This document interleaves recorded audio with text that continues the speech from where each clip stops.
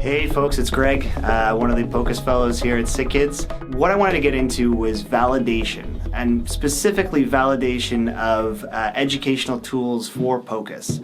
One of the sort of most difficult things for POCUS in the last few years has been proving to others and to ourselves that it is a valid test, and that we have ways of sort of proving that people know what they're doing.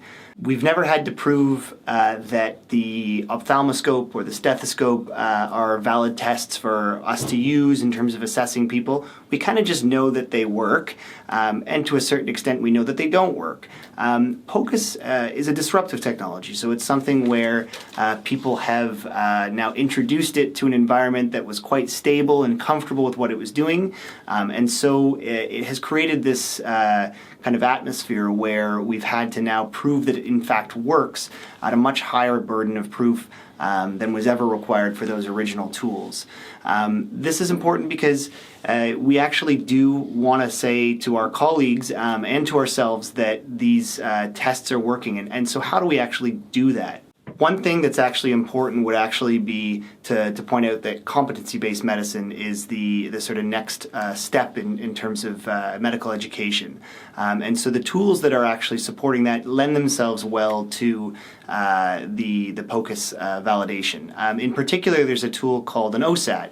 And an OSAT is, for sort of breaking down the mnemonic, an objective structured assessment of technical skills.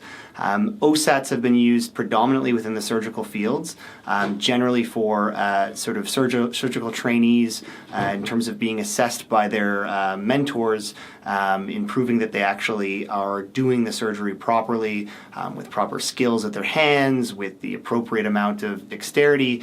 And so we felt like this is a good sort of application to sort of prove that someone is at face value performing an ultrasound scan properly. We're really looking forward to testing this tool out and hopefully at some point releasing it to you guys so that we can share it with the community in terms of giving us something that we can all use to validate our training.